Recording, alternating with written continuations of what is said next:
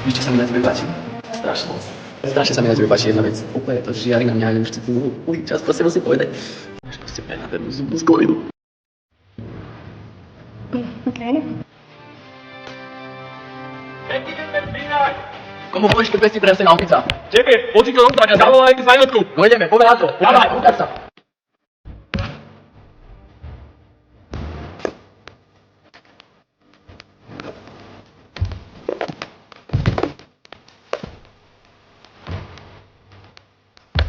Co robíte?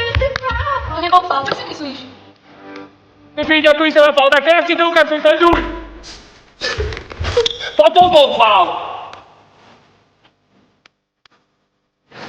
Hovorím ti, že nestíham na tú hodinu, lebo mi došla šťava a musel som ísť autobusom. Fakt nestíham, fakt nestíham. Počkaj chvíľu.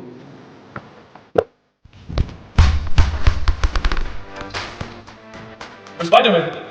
Čo to robíte tam? Hej, ste vy normálni? To čo robíte jemu? To ty vôbec si. Však to je ten ultrablbec.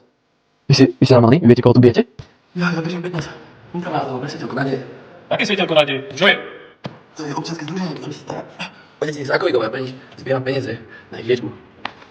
Dávaj, ja to strašne vysí. Môžeme aj nejako pomôcť. Môžem pomôcť, na dobrú vec. Môžeš prispieť dobrovoľnú sumu pre svetelko nádeje. Určite tak urobím.